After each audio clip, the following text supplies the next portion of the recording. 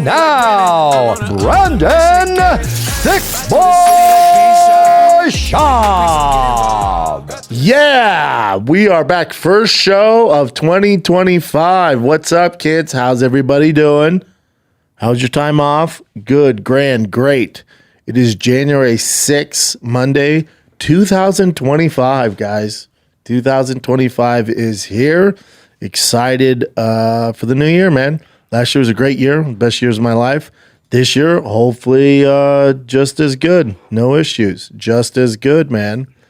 I'm glad the break's over. It's kind of the same for everybody, whether you're in California or not, but especially in LA. These bitches shut down from November 1st to January 6th. When I say, I'm talking no emails back, nothing. No calls, no texts. The entertainment industry literally shuts down across the board. So I'm glad everybody's back to work today. A lot more traffic. Took the kiddos to Monster Jam yesterday, and it took me 2 hours to go from the Valley to Anaheim. 2 hours. Kiddos weren't happy. I'm like, that's LA for you, pals. That's LA. There's nothing we can do, man. Ride back wasn't bad. Monster Jam's a good time. Monster Jam's a good old time. Kids love it. I have an idea with Monster Jam. I mean, it was packed. I've been to, this is probably my 5th or 6th one. Kiddos love them. I enjoy myself. But some of them weren't as crowded, and I always thought, I mean, it has to be expensive to rent the arena. They do shows year-round. There's no off-season in Monster Jam. They do all these shows year-round. I'm like, what could they do to get more attention? What I would do, just spitballing ideas, I would have it old school. I'd have like Ford versus Dodge versus Chevy, and have the truck. I'd have your outlandish trucks that the kids like. You know, like they have like, you know, the truck that looks like a dog. They have the truck that looks like a what do they call it? The Kraken. It's like a giant octopus. Then you have the one that looks like a unicorn the chick drives. So the kids like those outlandish, the Megalodon, you know, like the kids like that outlandish toy stuff. But then I would also have a category where it looks like the trucks that these kids' dads drive. Like I'd have an OBS F-150. I'd have the old school Ram, you know, the old school Chevys, you know, maybe the K5s, like those old school ones. Because then the kids will relate it to their parents. Like, oh, my dad drives that. I'm cheering for that. So then you set up Ford, Chevy versus Dodge. You have Toyota in there if you want. You could have, well, there's not going to be an electric one, but you could have one that looks like the Cybertruck. So you make it like, you know, brand versus brand. I'm sure the brands would be all over it. Because they have Chevys. I don't know. They have the Raminator. That's an old Ram. They don't have any like Raptors or anything out there. They used to have Bigfoot. Used to be an old school OBS F-150, but you could do that. So make it, you know. So then people, just like everything else, get tribal, you know, because especially the old gearheads, it's like Ford, Chevy, Dodge, like it's all tribal. So you could have divide in teams. You have the merge. Just spitballing ideas there. I was sitting there watching. I'm like, no, the dinosaur's cool. The Megalodon's cool. But how cool would it be if they look like actual fucking trucks that people drive? Obviously, the Gravedigger's been around forever and is going nowhere. And they have Son of the Gravedigger now. They have one that looks like an Escalade. And some of them are just outrageous. Like the Kraken's weird. Max D's pretty cool. Lucas Stabilizer looks like an actual semi-truck. Megalodon, get the fuck out of here. Monster Mutt, you know? Pirate's Curse. See, the Raminator's actual Dodge. It has Dodge all over it. But why not do... See, look at that. That's dope. Looks like an actual Dodge Ram. But just highlight that more. That Ram one's dope. That wasn't... that. I've been to 6 of these things. I've never seen the Raminator. My son wanted the Raminator toy, right? Because I have a TRX. And that's why I was like, yeah, why wouldn't they do more of that? Because then the kids are going to buy the toys of the OBS F-150 and the Chevy and all that shit. But what do I know? They're probably crushing it. Like, shut your fucking mouth. Kids love the Scooby-Doo truck, you idiot.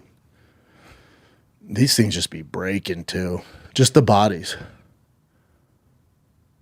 Yeah, they have one that looks like a zombie. Again, I get it. Kids like, you know, and then he gets out of the truck and does this. And the kids are all like, yeah. I'm like, yeah, no doubt. I don't know. That's what I would do. I was thinking about it last night. Can't turn it off. Can't turn it off. And then when I was driving there, also, I listened to all the, podcasts. I would stay up with the news with the recent terrorist attacks, right? You had that one in New Orleans, which that guy's a legit terrorist, ISIS ties, right? Or influenced by ISIS, just a real McDumbass. Killed 14 people, injured others in New Orleans. And I have a buddy who works on the anti-terrorism team. And he's like, yeah, a lot more of this can be happen this year. Be smart, like because of the open borders, there's a ton we can't track, blah, blah, blah, right? So my anxiety's through the roof, and then this stuff's happening. And then 2 happened the same day, and we thought the original Tesla one, the Cybertruck at the Trump Tower, I thought they were connected. I thought that was just a guy that had a botched car bomb and was supposed to blow up the Trump Tower and just didn't get it done because he's a McDumbass. But turns out that guy wasn't that. That they're both, military vets, which is the connection, both Fort Bragg. And then, what's his name? Sean Ryan? Sean Ryan had an intelligence guy on his show who was like, yeah, I got this email from the Tesla bomber. And so I was like, oh, shit. So I'm listening to it. This gave me anxiety because then when I'm at Monster Jam, all I can think about is a terrorist attack, right? They win.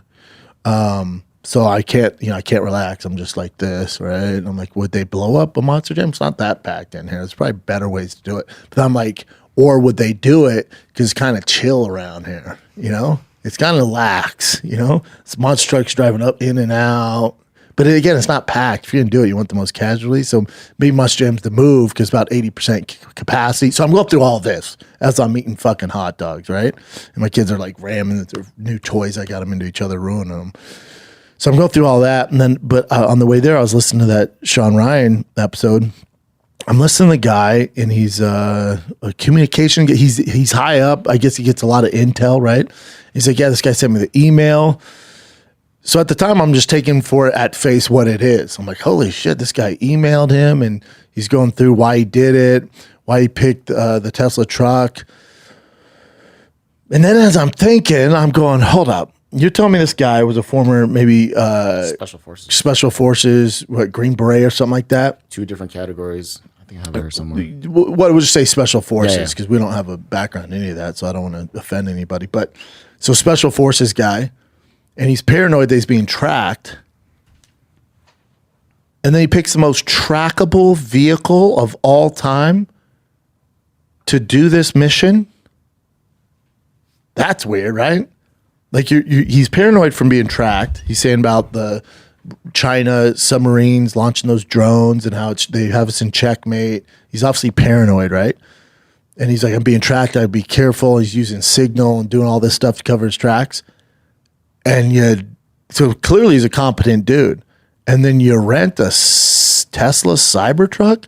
There couldn't be a more, it's well documented. I hate these fucking things. But still, there couldn't be a more trackable car ever made. So it doesn't make sense. I heard he was frustrated because he drove from Colorado to Vegas. He had to charge the thing 8 times. So that probably made his aggression out through the roof,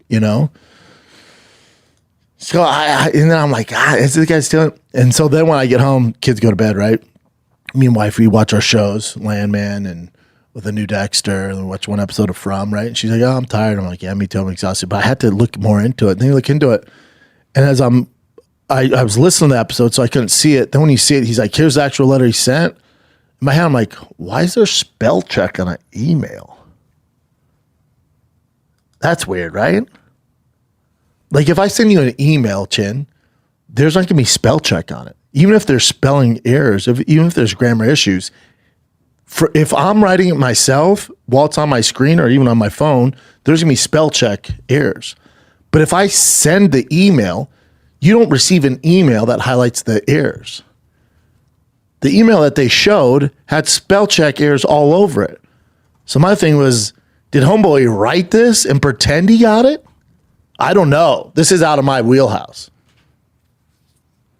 Not so why would the guy do that, So it's like, but if I send you an email with just horrible grammar, spelling issues, you get the email as it is. Your computer's not going to be like, dude, check out this dumbass spelling errors. It's not going to highlight red and do all these spelling errors. So when you look at the video, he's like, here's the actual email I got. It's literally grammar issues up the ass and it's highlighted red and this and this. Isn't that weird? It's weird, but if I'd have to see it, but if he were to copy and paste it, like copy the email, paste it into a Word doc or even an email draft, then it would do that. Then it right? would do that. Yeah. So I don't think he did that. You'd have to see it. But I think he's like, here's the exact email I got, and it shows his email address and all that. So clearly, But yeah, I guess he could have copied, right, and then just plastered on there. Because it sounds like this guy, obviously competent. If he wanted to do damage, he could have. And then there's like fireworks going off in the truck too. So he's competent to do this stuff and create some damage. But it said he was just trying to bring attention to what's going on, with the drones and China and all that stuff. And then with Sean Ryan, again, they didn't have this information.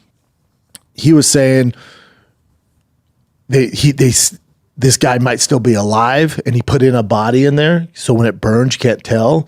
And then they checked the DNA of the body that they used, and it doesn't match his son's. So I was like, okay. Perfect timing. You know what I'm saying? I was like, okay, that's strange. It doesn't match the DNA to his son's, right? And then also they said he used a Desert Eagle, which is, the most powerful handgun you can use to blow his head off. And they're like, the guy's not moving or what. When he pulls up, he chose a Tesla truck because it's self-driving. So the thing, he put a body in there before and then had it drive up and then blow up. But then they probably didn't have this information. But then they show right before the bomb, like a head moving. So that doesn't fit the narrative there. It's all strange. And it happened the same day that moron, the actual terrorist in New Orleans, did it. It's like back to back, same day. Is that a coincidence? I don't know. They both went to Fort Bragg, which, listen, Fort Bragg, you're talking about, they have 60,000 people come through there. Like, it's a very popular spot. It's all strange, though. What do you think, Jim? Zoom in Sam Tripoli real quick? Ooh, probably not. That'll stress me out even more.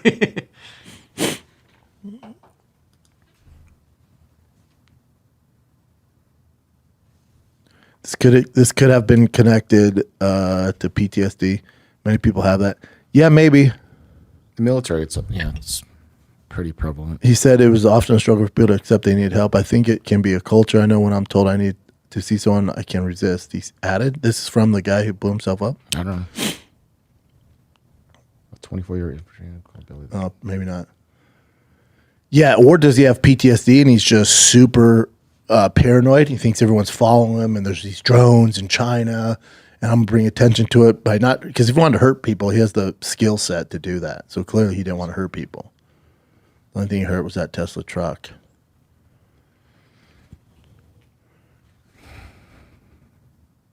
You posted something about the Tesla being able to withstand that blast too? Yeah.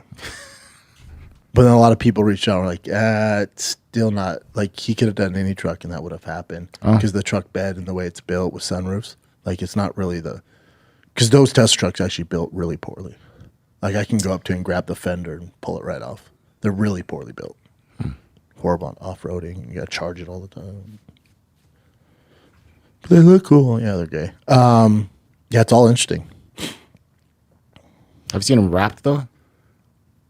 A Tesla wrap? Yeah, the truck. Like freestyle? Matte black. Like freestyle? Yeah, I've seen them all. You can wrap a turd, it's still a turd, dude. I'm actually helping Jeff Dye wrap his. He's doing it pearl white. I went, whoa. Trying to make this thing gayer. What is he driving? He got a Tesla truck. Oh, shit. All my close friends drive Tesla. That's what's so frustrating. Yeah. All my best friends. Rogan, Callan, Jeff Dye, Theo. I mean, come on. I saw this in my parking garage, the wrap with the black mat. I was like, or matte black. I was like, I want dick. I didn't really. You were like, oh man, I want some dick. I was like surprised because I don't like the actual silver or stainless steel cup like look. I think it's the best thing about it, the stainless steel look. I Really? don't like people want to wrap it. Yeah. All right. But yeah, we'll see. I'm sure when we do Fire and the Kid, Brian, Have it. it's just tough to talk with Brian. His dad was in the CIA, right? And he's always like, guys are just, I think it's just one lone crazy man. You're like, okay, well, there's nothing to go with then on this. Maybe.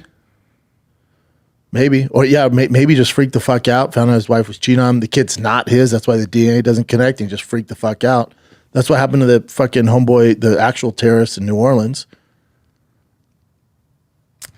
I think Casey has a good idea. We should probably have Sam call in just on the phone just to see his thoughts. Or Maybe on Fire and the Kid. Yeah, on Fire and the Kid. That's what I'm saying. Yeah. Fire and the Kid.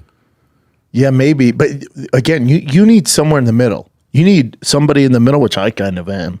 But I'm not knowledgeable enough. I got to do more research. But you need somebody. If Brian Callen's over here and he's a government cuck, and then you got Sam over here who's the extreme, I need somebody in the middle, which I kind of am. But we need someone more educated in the middle. So you have Brian, Sam, me, and then we need another super knowledgeable guy here.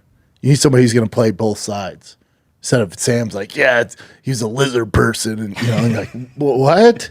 He's connected to Hillary Clinton, man. It's the fucking fluoride in the water. Made him crazy. And he had a penis and a vagina. And this guy, he's a lizard person. And blah, blah, blah. There's going to be more. And blah, blah, blah. It's Michelle Obama. You're like, what the fuck are we doing? We're totally off course here, man. And then Brian's like, no, people are just crazy. There's bad people in the world. They don't have to worry about it. And so there has to be a middle ground here. And people mad at Sean Ryan, like, how can you give this guy a platform? It's like, everybody's talking about it. It's definitely interesting, I don't think those guys would make up an email and then go viral with it. Like, I would hope not. I would fucking hope not. That'd be disgusting. But there's a lot of, I don't know the guy at all. All right, kids, let's take a little break from talking all this fisticuffs, because if starting the year with a fast feels a little daunting, you're not alone. I fast all the time. I've been doing it for a hot second since college. Fasting is tough. It's not for everybody, but everybody, if you do it, you see results. I can guarantee that. It resets your body. It's just the way to do it. Instead of eating 3 squared meals like you're told when you're a kid, and then you get all chunky and you're like, what's going on here? Dude, I'm telling you, fasting is a secret so many people use. There's an entire community of individuals wanting to make a meaningful difference in their health, just like you guys out there. This is what makes group fasting so powerful and why I'm joining on Prolon's January Fasting Challenge. Your boy already fasts, but I'm like, this is super difficult. Your boy usually goes 5 to 6 days. What can I do? Oh, well, if you join Prolon's January Fasting Challenge, it's a coach-led program to set you up for fasting success. Because a lot of people make 1 or 2 days and then they just kind of flake out. But this is going to hold you accountable to it. They're going to help you with your cravings, with the headaches. It's tough for a reason. And that's why not everybody does it, all right? Prolon's fasting mimicking diet is revolutionary plant-based nutrition program that nourishes the body while making cells believe they're still fasting. Joke's on you, cells. Researched and developed for decades at USC's Longevity Institute and backed by leading U.S. medical centers, Prolon helps promote healthy blood sugar, enhance skin appearance, fat loss, improved energy and loss. That's my biggest thing why I started fasting. My energy's through the roof when I fast, all right? Because if you're eating all the time, your energy's used for digestion, not for energy and focus. So that's why I swear by fasting. It all starts with their 5-day program, snacks, soups, beverages designed to keep your body in fasting state. No guesswork, plan required, which is a relief after a busy holiday. Fasting's tough. This Prolon system, I'm trying it. When I heard they provide snacks and soups, stuff like that, I'm like, what are we doing here? But then they say it keeps you in the fast state. So maybe this is the key to making fasting super easy. Sounds like it. They've done their homework. Stay motivated during the challenge with guidance from top longevity and nutrition coaches providing tools you need to successfully complete your fast. Good luck. Fasting is a beast. It's not for everybody, but trust you, it's worth the hassle. It's the way to lose weight, to get focused, get energized. I know it doesn't make sense. You're like, do I need food for energy? You don't. This is a great way to start your year off healthy, reset your body. All right. So if you're ready to make 2025 your healthiest year yet, order your Prolon 5-day kit at prolonlife.com/Schaub, SCHAUB. Join in on their fasting challenge today. Get a support group, man. Support system. You're all going through the same thing. It's a no-brainer. Plus, Prolon is offering the Schaub Show listeners 15% off their 5-day nutrition program for your post-holiday glow-up. When you go to Prolon, that's PROLON life.com/Schaub, prolonlife.com/Schaub. Let's get some fighting, dude. All right, first one is this is from Happy Punch. They said that the Conor McGregor versus Logan Paul is going to be in April this year, and also the UFC is like heavily involved in. They'd have to be. Yeah, it's the Conor McGregor business. He ain't doing anything without the UFC. The UFC is reportedly involved in deep negotiations with Conor McGregor and Logan Paul for exhibition targeted for April. Yeah, cool. Take my money. Yeah, it's this exact same deal, and they would never do this to anybody else. But it's the exact same deal they did with Showtime when Conor fought Floyd. Yeah, if Conor's going to do it, the UFC's like, that's good business for us. And it's a win-win for the UFC. Yeah. Mm-hmm. So all those allegations blow over. You have this huge fight. We're going to get paid. We don't have to do all the heavy lifting. It's this massive payday. We get whatever it is, 20%. And then it just adds value to you. And then you still have to fight for us. Do your thing, daddy. That's what's going on. It's brilliant by the UFC. And this is the big news Dana has. What could outdo this? Remember when he was like, I got some huge news. And I was like, dude, if it's going to blow me, you can't announce Poirier versus Charles Oliveira. No, like, you got to blow me, dude. This, as far as like shock factor, this would do it. What if Conor, like, even though it's an exhibition, if he lost, because they might even do like, whatever, draw, whatever, but you would know if he lost the fight if you're an audience member, right? So if he lost, if he gets starched, it's gonna destroy his brand. After all these allegations, hasn't fought forever, hasn't won in a hot fucking second, then finally comes back, and let's say he looks bad, like out of shape, movements off. People are like, what the fuck? I paid for this, and he gets starched by Logan Paul, a guy who's, doing all this other stuff, and he gets starched. That would be worst case scenario if you're a UFC fan and B, a Conor McGregor fan. Then it's like, oh, dude. And you expect us to pay to watch him fight like a Dan Hooker or insert Patty Pimblett? No, get the fuck out of here. Like, it's over. That would be over. Chance of that happening, not good. I think you get middle of the road. Yeah. I looked all right. Yeah, it was worth buying. Yeah, all right. And it allows all this darkness that he's been going through to blow over. That's all this is. That's all this is. And they both make more money than God. That's all this is. It's going to be like, oh, damn, that was cool. Love to see him fight again. That's what it is. It's brilliant by Conor, brilliant by the UFC. All right, so Joe Rogan said on his podcast, I think this is what when he had DeStefano and Giannis Papas on. The Hyena boys are back. They're back. My boys. So Rogan mentioned like he heard rumors that Jon Jones was asking for $30 million for the Tom Aspinall fight. Yeah, that's exactly what he should be doing. Mm-hmm. Yeah. And it sounds like the UFC's like, oh, all right.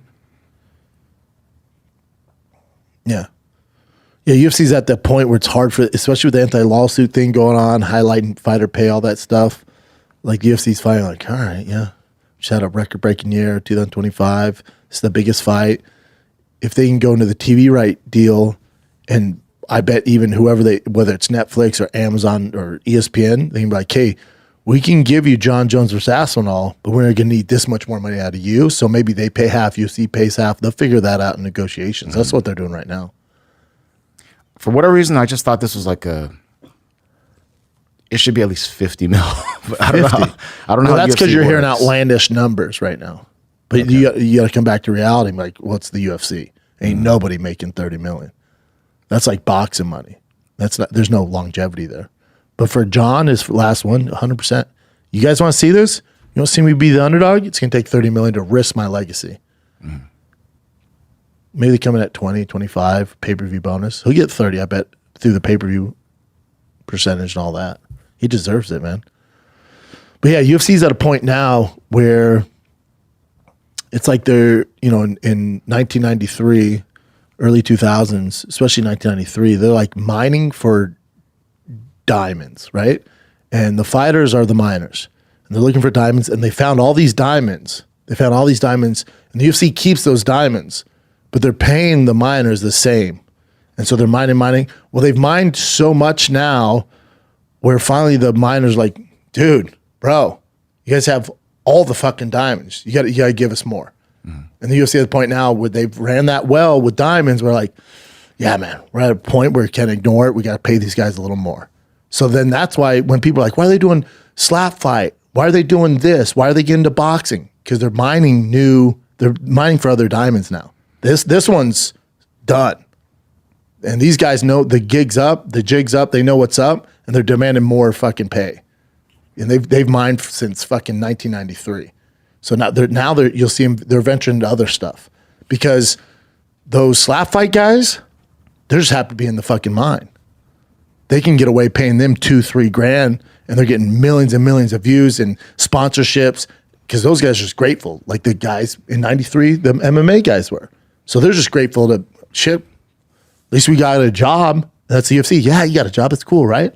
Keep mining for us. So that they start a whole another business. Then TKO, right? Now they're starting over here. So they see boxing. We haven't mined that well. Let's do that. So then they start doing that because they can get away with this shit. UFC is so mainstream now. The miners like, what the fuck, dude? But slap fight, they're just getting started. That's why you see this stuff pop up. That's all it is. Taking advantage. That's the business model. Just curious. You don't have to obviously answer this, but what was the most you've been paid from the UFC? From the UFC for a fight. For a fight? God, I don't even know, man. Straight from the UFC? Like the highest you've ever been paid for a fight in the UFC? With a bonus price?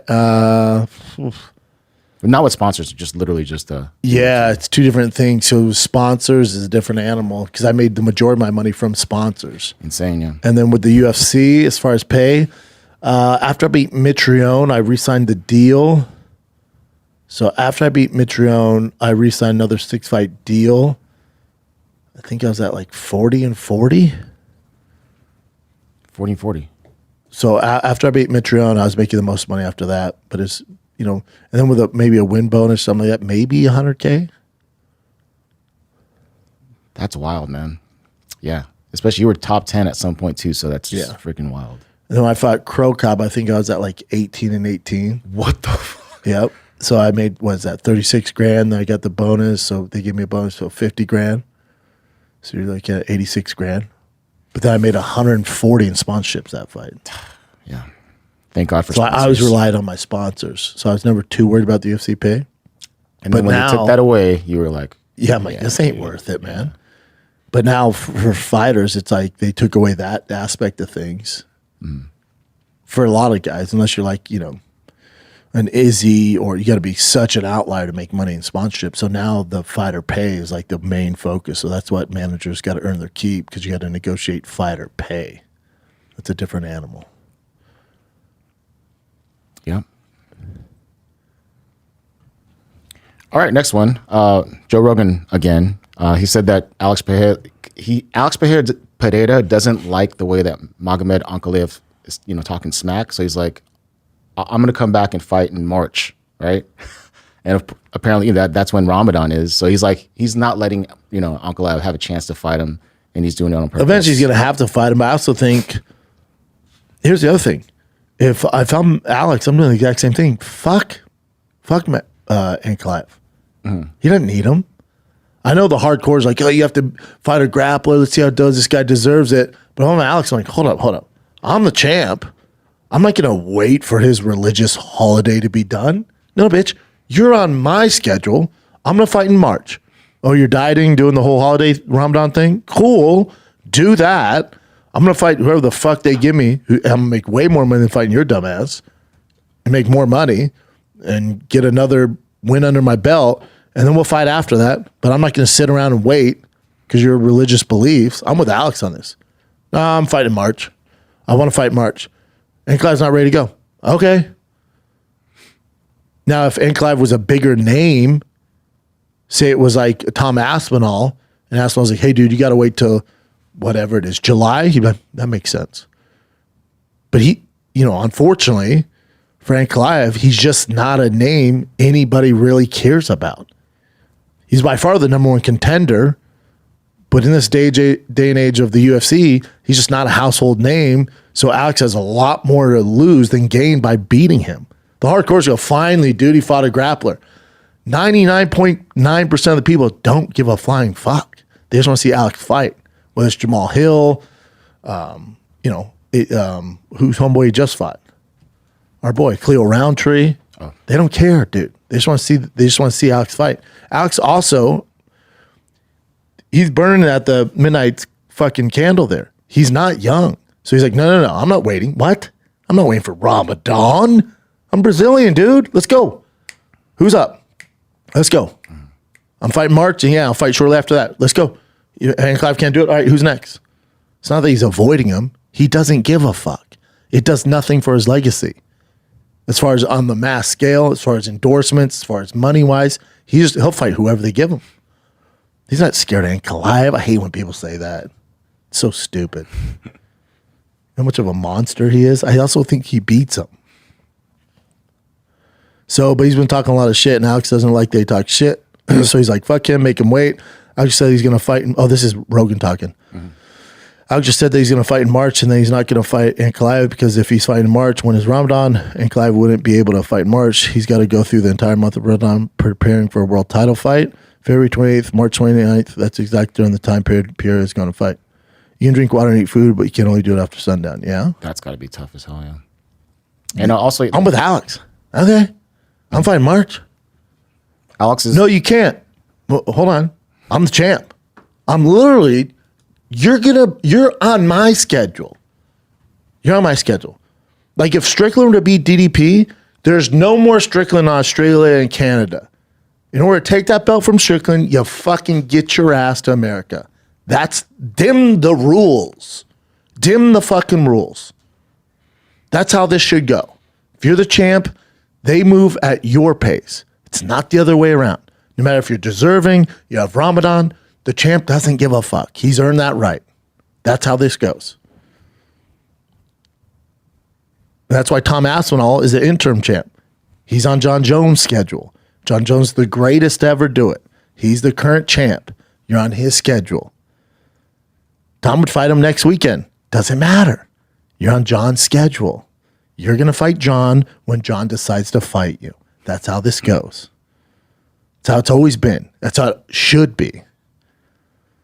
Oh, Pierre's ducking Ankalaev. No, he doesn't give a fuck. He'll fight him. This just adds more narrative to when they finally do fight. But it's not like the casuals are chomping at the bit to see Ankalaev and Alex fight. Alex would fight anybody. We're into it deep. We're like, man, I'd love to see Alex take it. That's number one contender, dude. He's won how many in a row? Come on, dude. That's where we're at. But when I see this, I'm like, yeah, I'm with Alex. I'll do the exact same thing. But he's a prize fighter. Here to make money. Already a champ. I'm not going to dictate my schedule based on Ramadan. Doesn't work that way. If you want to work that way, Ankalaev, beat him when you get the opportunity. Then during Ramadan, you don't have to fight. But until you hold that title, your schedule does not matter. That's how it goes. Let's take a little break. It's 2025, kids. You thought there'd be flying cars, dumbass. Me too. And a new year means new opportunities for a lot of you out there. I know you've been thinking about one thing over the holidays, and that's starting your own business.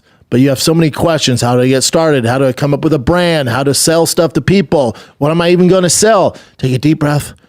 Because my friends and it's people that power the Drive Fast All Gas shop is Shopify. They got you, man. How do I know? Because I've had the same questions when I started. Here's what I learned. The best time to start your new business is right now. Don't wait, otherwise you're never going to do it. Shopify makes it simple to create your brand, open for business, and get your first sale. Get your stuff Sorry. Get your store up and running easily with thousands of customizable templates. No coding or design skills required. All you need to do is drag and drop. It's super easy. Again, my dumbass did it for Drive Fast All Gas. You guys can definitely do it. What happens if you don't act now? Well, you regret it? I think so. Listen, it's 2025. What are you waiting for? The world might blow up, for God's sakes. Get your business launched with Shopify right now. Cha-ching! Established in 2025 has a nice ring to it, doesn't it? Sign up for your $1 per month trial period at shopify.com/Schaub, all lowercase. That's SCHAB, all lowercase. Go to shopify.com/Schaub, all lowercase. Start selling with Shopify today. Shopify.com/Schaub, all lowercase. Cha-ching! Good luck. What else you got, Jen? Oh, I was going to say that someone posted that Jon Jones and Alex Pereira, they're the same age, which I was kind of shocked by, like 37, right? Yeah. So if Alex did fight someone else, before Ankalaev and then waited for Tom and John, that would probably be like the best. You can't do that with I hear you. I'd love to see Alex versus John too, but you can't do that to Tom. Like if John's after John fights Tom. Oh yeah, you could do that. Yeah, that's what I'm saying. Like, I thought Alex fights John has to March. fight Tom. That's non-negotiable. That has to get done before he fights anybody else. Yeah. Alex is a little different bird, but I hear you. But yeah, this is the perfect time because they're both 37. That's like, alrighty. Colby Covington did an interview and he said that he wants to go up to 185 pounds and challenge Sean Strickland. He called him a cardio kickboxer, by the way. That'd be funny. I'd be down for that. That's a great fight. Dude, the shit talk would be wild. And they're kind of on the same side, right? So I don't know. As far as they're both like far right, or at least seem to be. What do you think of that fight though? Like who is Strickland that much bigger than, because I'm sure you met both. Yeah, right? Strickland's a big boy. Is he that big? Yeah, he's big. Strickland's not small. I mean, he's not massive, and Colby does kill himself to get to 70. Mm-hmm. It definitely, Strickland's going to have the height advantage. Both great at cardio, or have great cardio. Great cardio. Colby would have his hands full, man. Yeah, that'd be a tough fight for Colby. He goes, the Sean Strickland fight, always interesting. He had this thing to say about me in the past. I don't think he's any special. He's got a jab. He's got a front kick. Besides that, he shut down those weapons. He's very limited. He's just a cardio kickboxer, essentially. So, I don't see any threats. It'd be a tough fight for Colby.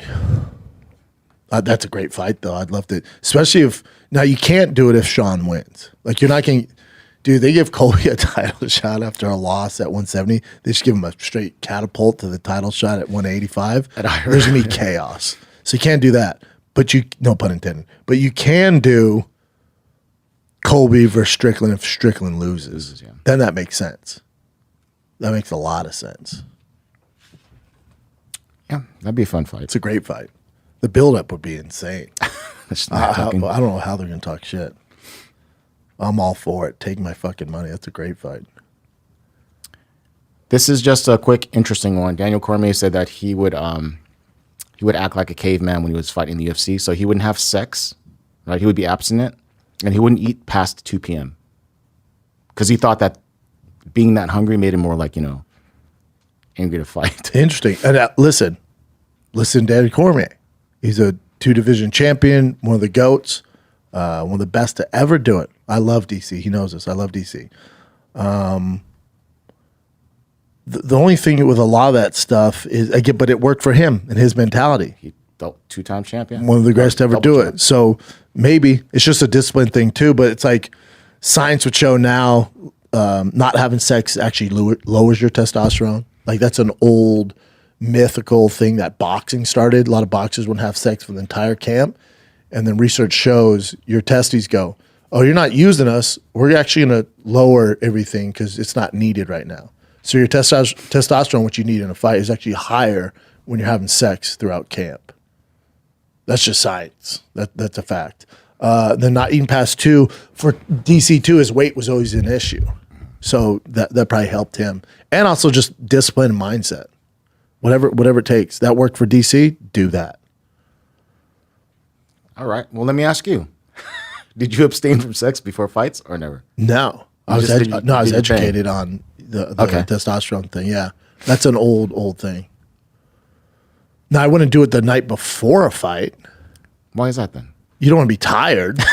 Some cardio, extra cardio. Hardcore sex. It'd also be tough to do. Your mind's all over the place. Yeah. I didn't even think about it. If it happened, great. I wouldn't be like, oh man, I had sex. I'm gonna lose this fight. Did you have your girl? That's another question. Did you ever have your girl with you the night before? No. So you stayed. Okay. So you were at the hotel. She stayed at home. Whatever. Yep. Okay. Yeah. No, I'd have my. Yeah. No, I was with my team. That's good. Cain Velasquez, he's going to be for the GFL, the Global Fight League. He's going to be a team manager for when they start. Sick. Him and also I think he said Javier Mendez is going to be like the main guy. That'd be great. Listen, Yeah, I like the team concept. I've always dug that. Like I dug when IFL did it, so it could be cool. And again, I'm all for it. Gives these guys another avenue outside the UFC to make money. Who knows how long it's been around, but yeah, you have Cain Velasquez involved. You got Frank Mir. You got some badasses involved. So hopefully it works out. Yeah. So he's signed on, but he still has to do that hearing Yeah, on we January gotta see 24th. how that goes. Yeah, hopefully he's okay. Yeah, of all people, I hope he's okay. We talked about this on Fire and the Kid, but Paige Van Zandt is also going to be part of the GFL. And you said before, she's set, right? She's set.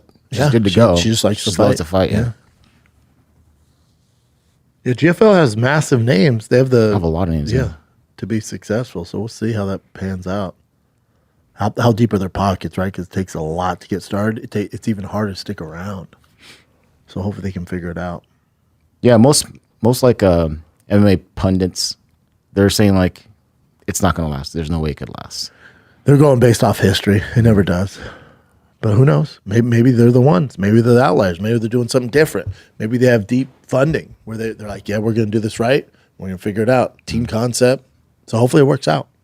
It'd be good to see the first one and see how It'd be that great. goes. Yeah, Yeah, I hope it crushes. Because, yeah, it just gives the fighters another place to work. to make money. Yeah. Did you know that Valentina Shevchenko posted about she's on OnlyFans now, and a lot of people are upset Why? with it because they have an image of her being like a role model type of woman. So when she does, but I mean, honestly, we don't know what she's going to post on because people do like regular everyday things on like training stuff. Fighters do that. Like Adrian Yanez, he does the same thing on OnlyFans, like training footage, behind the scenes stuff. This just goes to show you, like, you're talking about one of the greatest, if not the greatest female fighter of all time. She should be set. All of the sports at her level, all of the sports set. Serena Williams set. Venus Williams set. Dana Patrick set. That's about all I can name in women's sports. But those soccer stars set. All those WNBA girls, I know the salary's low, but from sponsorship, set. If they're smart with their money. Shevchenko should be set. But this shows you she's not. She's on OnlyFans. One of the top 3 female fighters ever should be set. She's launching OnlyFans because she's not, guys. It says, welcome to OnlyFans. She's just boxing on there? In this clip, yeah. That ain't gonna get the boys. That ain't gonna get the boys to the yard. You gotta get the milkshakes out. Yeah, so we don't know for a fact Milkshakes what bring she's all the gonna boys do. to the yard. Damn right. I'm better than y'all. Damn right. I'm fucking on y'all. Yep, she's gonna have to figure that out. It's gonna get weird. Someone put, it's just a sponsorship. Don't worry, fellas. Gaethje and some other fighters are sponsored as well. Yeah. Oh, then go back. It says it's shocking how many people don't realize 9% of MMA fighters use OnlyFans to show behind the scenes training footage. Yeah, so she's probably just doing that. They probably give her an upfront deal. It's good cash. Like, you're not going to see her in a thong. You wish, Playboy. But as those subscribers start to go down, you have to, So we'll see what happens. you have to show them feet, put on a mask maybe, little gag ball. I don't know. Feet thing, I just don't get. But Eat noodles. You have to get weird, man. eating noodles is fine though.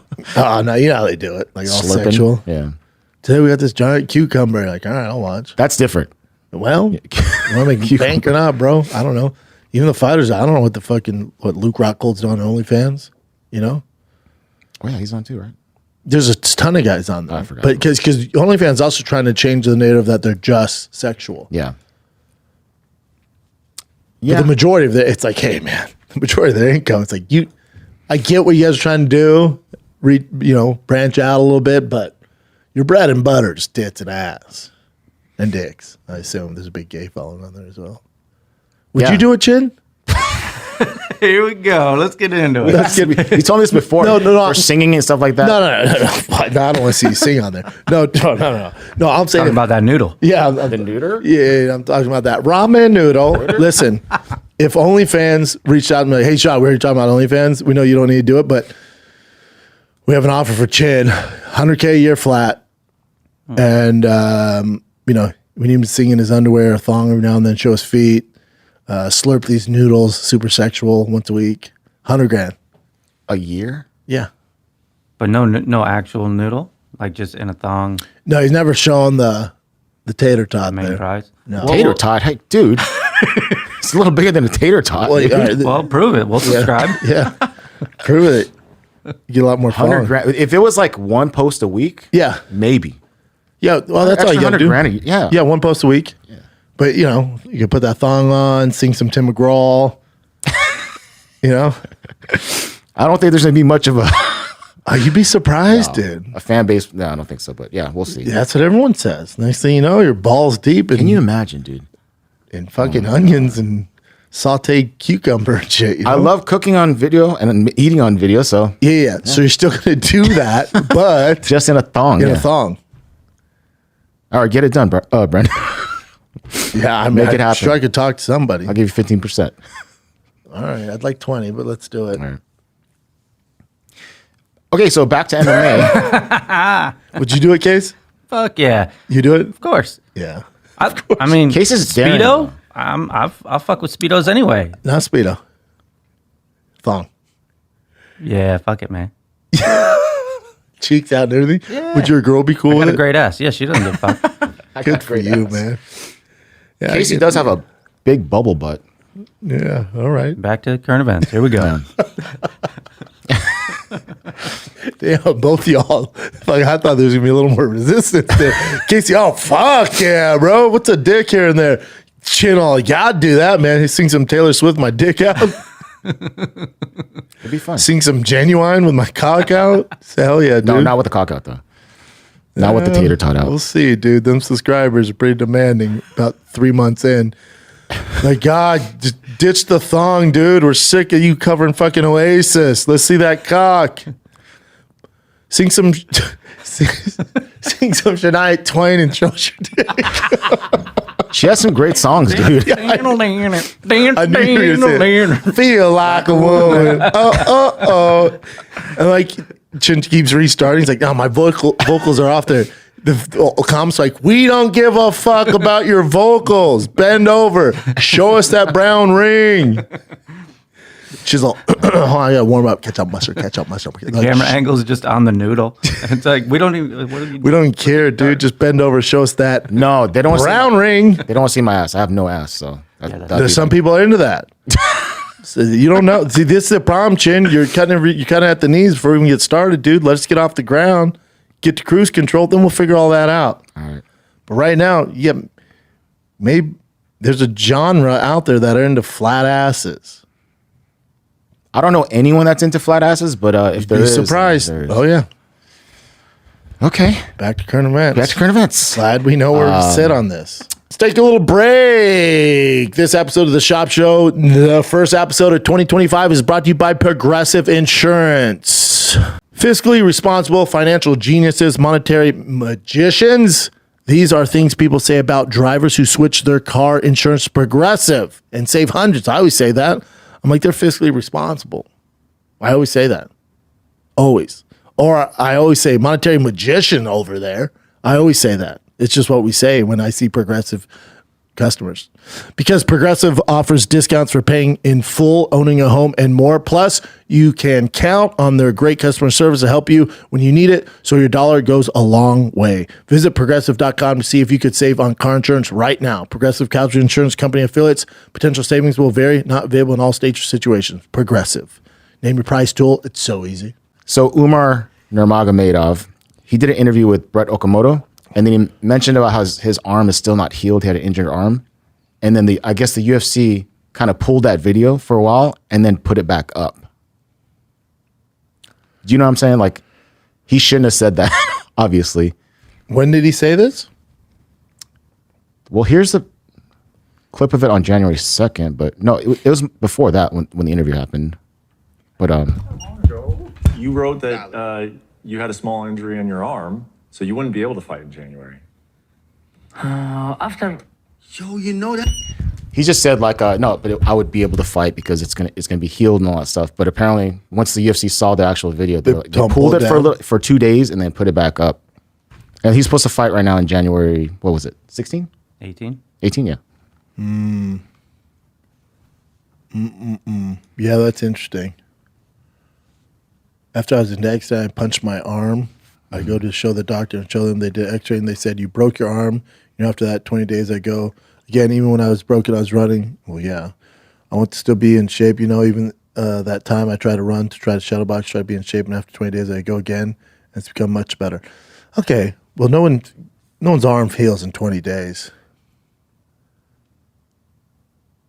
Even my punches and other things, I do grapple, I do wrestling class, everything I can do.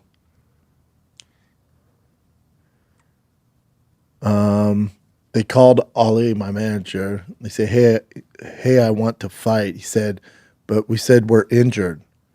And I said, I told you take this fight. My manager and my brother said, are you crazy? You can't take the fight like that. They said no. UFC asked again. They called him again. Will you fight Merab? Of course. I already called with Ali and said, make it happen. I want to fight in Ramadan. If Merab wants to fight in Ramadan, I want to be active. Okay, I'll take Merab. You're going in compromised? There was rumors about Merab being injured too before God this. So damn it. yeah, and they're the co-main event for that God card. damn it. Does Merab have a broken arm too? Because then we're back to square one. Then it's an even fight. Then you're in a bad fight. Because they can't grapple or throw their power arms. So you're just getting two fucking Russians throwing jabs for fucking 25 minutes. Let's reschedule that one if they're both injured. They should be fine though. I still got Merab. Okay, this is kind of surprising to me, but Kevin Gastelum versus Joe Pyfer. Damn, what are they doing that to my boy Kelvin? That's a tough one. Yeah. And remember, he missed weight that last fight. Is it cool he missed weight? Here's the hardest hitting middleweight in the world. That's a tough one. Yeah. Mexico City. And it's in Mexico City. Joe Pfeiffer's going to do some fucking horrendous shit to Kelvin Gastelum in Mexico City. That dude hits so fucking hard. Great fight, though. Mm-hmm. Tough fight for Kelvin. And I'm pretty sure it's like a UFC ESPN. Actually on... Yeah, in Mexico. ESPN. Wait, ESPN? It's a fight night? Or was it ABC? Something like that. It's a great fight for Pfeiffer. We love some Joe Pfeiffer around here. Yeah, it's going to be tough. Okie dokes. Oh, it's back at middleweight. All right. Oh, that's a good point. Yeah, okay. So Khabib Nurmagomedov also did an interview, and he said something about how Dagestani fighters are way higher in skill level than Ireland fighters. And then two people got upset about that. Hold on, let me just show you this real quick. This might not play well, so let me see. Here we go.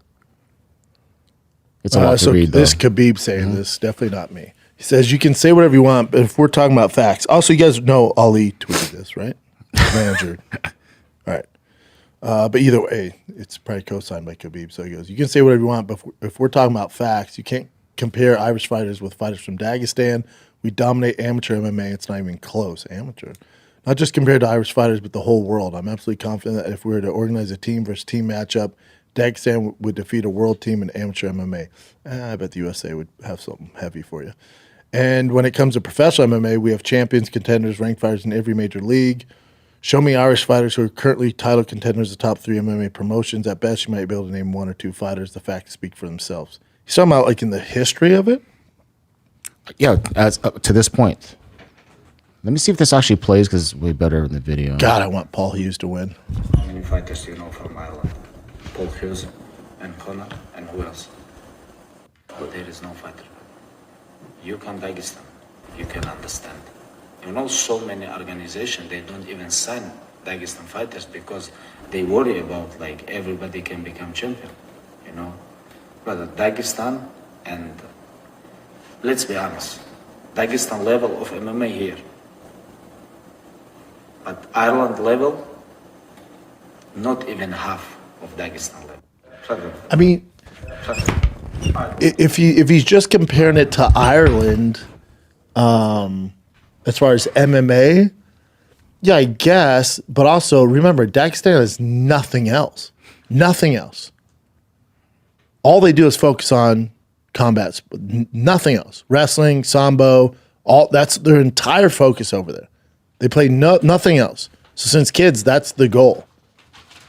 Do you realize what would happen if America, if the talent in America or Ireland, but in this case, America, where I'm from, if America decided to focus at a mass scale on MMA, it would be the dream team versus everybody else. It would be no competition. It wouldn't even be fucking, you know what kind of athletes we have here compared to Dagestan? You know what happens to a LeBron James or a Antonio Brown or a insert whatever monster you want, a Joey Bosa, a fucking JJ Watt. You know what happens to those guys if from 4 years old they were raised to compete in MMA? Dagestan's never had a single athlete ever that could compete in any major sport. Oh, wait, who? Who's your favorite Dagestan baseball player? What's the fastest Dagestan run a 40 in? What's the vert? How they do it at the Olympics? Go ahead and look it up. All they do is specialize in combat sports, which is fine, and they do well in it. Also, remember, there was a time when Horace Gracie came to the UFC in 93, people didn't know how to deal with it. Was he the best fighter? Was he the best athlete? No, far from it. But he had a skill set that nobody really knew how to deal with at the time. Dagestan is doing something right now. It's similar to the rest of the wrestling, but they're doing something out there that the masses or the roster hasn't caught up to yet. Trust me, they will catch up. The better athletes, they will catch up to that, and we'll see how it goes. That's what happens. Okay, so it looks like boxing Artur Beerbev, I think was his name. So there's one there. You're talking about of all time? Beerbev is a monster. Beerbev, yeah. Yeah, monster. Artur Beerbev. Yeah, he's a stud. Ethnic Chechen, raised in Dagestan. So not necessarily Dagestan. And then some soccer players, but I wouldn't even know about that.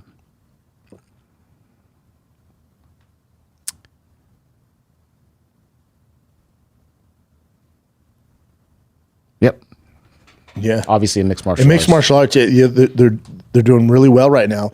Here's the other issue you have is, again, and it's no knock on them. It's just their style. Also, their style isn't the most exciting. So when he goes, there's organizations that will sign Dagestanis because they know they're going to be champions. Yeah, because they know they can't make money off of them. Because in general, their styles are not the best as far as entertainment, as far as what the masses want to see. There's no Dagestani knockout artists. Name the best one. Go. They're not really finishers, you know? So the UFC does have to be careful. The PFL does have to be careful. The GFL does have to be careful. You know, One Championship does have to be careful because they have a skill set and they're fucking damn good at it. They're great at it. But as far as making money, the entertainment value of it, it's tough. Because remember, Khabib got huge, right? With the one of the biggest fights with the Conor fight. Conor brought a lot to that. You need an adversary. If it was just Khabib versus another Dagestanian, there's not a lot to chew on there and sell to the masses. So you're going to have these adversaries to highlight the Dagestanis because their styles are not the most entertaining. Yeah, and Conor brought everything to that. Everything. Yeah. But when it comes to boxing, like in Ireland, over history compared to Dagestan, come on. What's Darren Till's? Or just him calling out Ireland's kind of weird, but especially when it comes to wrestling, and that stuff and MMA, because it's new. They've had Sambo for how long there? When it comes to like Europe in general, like England, come on, man. So Darren Till, but I've always respected Khabib and his team a lot. They're fantastic fighters, agree. But for him to sit there and say fighters from Ireland are low level in comparison of size of countries' production, Ireland is actually way ahead. Ireland is so fucking small and Russia is so fucking big. Ireland has produced amazing fighters over the years. I would say just oversized production of country, Ireland wins every time. This is not me being biased because I'm neither friends with Khabib's side or Ireland's side. I'm just stating my opinion. Yeah, Ireland's tiny. But he's saying all of Russia. I think Khabib's just talking about Dagestan too. Yeah. Because what's the population of Dagestan? Because there's that block in all of Russia. Yeah, there's some fucking monsters. 3.1 mil. But it is in Russia. It's considered Russia. It's in the Russia Federation. I'm pretty sure it's in Russia. I hate doing this, but now go to Ireland's. 5.2. Yeah. So Russia entirely is 143. Well, yeah, Russia's fucking gigantic, dude. Yeah. When it comes to fighting, those fucking Dagestans are good. But eventually the sport's going to catch up, Yeah. So it's an interesting take, but also I have no problem with Khabib saying that. The same way I get down with America, like I'll argue anybody, American athletes compared to anybody in the world, and I'll argue to the day I die. We'll dominate you in any sport, especially if we focus on it. We have by far the best athletes, not even close. It's just the way it goes. I'll argue that all day. I would assume Khabib should argue that all day too. Just the way Darren Till should argue. Conor should. Fuck, we're all tribal. So fuck yeah, Khabib. Talk that shit. I'd say the exact same shit if I'm Khabib, the greatest to ever, one of the great, if not the greatest to ever do it. Yeah, we're the best here by far. Look at the history record, books, So I don't get bent out of shape with that stuff. Because you ask Bo Nick, like, man, Dagestani wrestling, what are you going to do? He's like, excuse me? I've never lost to him. We beat the shit out of him. It's not a thing. Really? Yeah, on the world level? No, dude. America dominates them. Yes. Go America. But then in MMA, you got to put that all together. And Makhachev's doing a really good job of that, right? Fucking monster. He's doing a really, really good job. His striking's better than Khabib's. His wrestling, not as good. His grabbing, not, but it's fucking in 225, it's good enough to be fucking world champ. He's right up there, So Makhachev's is the next kind of addition where their striking's getting better. You have there are going to be problems, man. But again, but that's the evolution of the the sport and the country. Dagestan, known as just grapplers, they're catching up, striking. That's how it goes. Let's take a little break. Last one, kids. Thanks for watching the Schaub Show or listening to it. How's everybody doing? Listen. 2025 is here, and you're like, you know what? I want to cut back on drinking. All right, but I'm still going to have some drinks. I'm with you, man. No one's saying just go cold turkey. Still got to celebrate with the boys. Maybe your team's in the BCS playoff. They're in the championship game. Maybe your team made it to the NFL playoffs. You got to celebrate. Maybe your kid's in Little League like mine, makes an A team. You're like, I got to celebrate with the dads. You're like, I did say new year, new me. You can still be you, dude. Just have a few drinks and wake up, or even 30 minutes sober up with Sure Shot. That's right. It's the world's first alcohol detoxifier that reduces blood alcohol content as little as 30 freaking minutes. It's not snake oil. This is the real deal, Holyfield. When you drink Sure Shot, you get sharper mind and body, liver support, well-being boost, gut support, hydration. All right. So go ahead and have some drinks, but you got to have your companion there with Sure Shot. It's going to sober you up. You're going to wake up, be the best dad that you're born to be. It's 2025. The hangovers are a thing of the past. Hangovers are so 2024. Sure Shot's going to get you into the new year, 2025, sober, energy, feeling good. Have those drinks. SureShot.com, promo code Brendan, get 10% off. You're welcome. Alrighty. So we mentioned this before. You mentioned before how the glove change made, like, there was actual stats showing that the glove changes in the UFC had less knockouts, less, knockout finishes. Yeah, burn those. So, so they were ranked last in all the different promotions. I'll show you that right here. For 2024, they were in last place of all the recognizable promotions in MMA. So Cage Warriors is number 1, had the best. Cage Warriors crushing it. Yeah. And KSW, Brave, Ryzen, LFA. You know who is going to have a way higher finish rate than all these? And it's not just because I work with them. Game Bread. The finish rate, bare knuckle, is insane. Because they just started too, so it's insane. Theirs has to be like 97%. Everybody gets fucked up. Everybody getting the ambulance. Like, oh my god, we're working overtime. It's everybody getting fucked up. That's why it's so much fun to watch it. But Cage Warriors, shout out to them. They're crushing it. Yeah. My only knock on this, they have way more fights. They put on way more fights than anybody there. Also, the level of competition is higher than anybody else on that list. That was a point too, yeah. So you're going to have the skill set. You get knockouts, especially like a ton of knockouts, when you have a more skilled guy than the other. The UFC is the NFL of all these promotions. These are all great, but there's only one king in town. The UFC's level of competition is so high, the chance of knockout are much lower because these guys have gone through almost all those promotions and have been successful. So when you get to the UFC, it's a lot hard to get a knockout. It's a lot hard to get finished. Yeah, the best versus the best, literally. So yeah, makes sense. That's like and it's not a knock on these. A lot of these, like Cage Wars has a lot of fucking savages. Obviously, Ryzen, all of them, they're crushing it.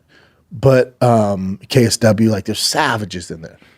But as far as top to bottom roster, you don't have the same talent level as the UFC. You can't compete. That'd be like the CFL being like, we have more touch on the NFL. It's like, yeah, but the defenses they play suck. They're not playing the Denver Broncos defense every week. That's a different story. Just a higher level of competition. But also burn those new gloves. There's also that. They already turned back up. But just burn them all. Yeah. What do you think about this? I know Tyson Fury is your favorite boxer of all time. Him and Joshua's team is like, they're saying they want to fight him. They're actually working on it. But then they're both not champions anymore. So doesn't matter. So it's kind of like Conor and Nate. We got to see it again. Joshua Fury, that's the only fight to make. All right, you're both not champs. You're both kind of at the end of your career. We got to see it. Do I wish it was 4 years ago? Fuck yeah. But we didn't get it. But this is, for both of them, like this is it. There's nothing else after this. You just fight each other. And if it's controversial, you do it again, make all the money. That's how it goes. And if it's 1-1, you do a third time. You have 3 big fights, and you make all the fucking money in the world. That's how this goes. Those guys deserve it, but you have to do this fight. You think he does really well still? Or crushes. Really? Crushes. Sells out in minutes. Wembley sells out in minutes. Everyone wants to see it. No matter if they're champs or not. That's the fight. All right. Let's see. Last one. This is a happy one. So, Matt Hamill's deaf, right? Obviously. So he had some new hearing aids. He's not fully deaf, though. I mean, maybe not 100% deaf. Yeah. But okay, but either way. So he's definitely. He's deaf, yeah. So he posted this, if you want to read it. I just got the most powerful digital hearing aids ever made.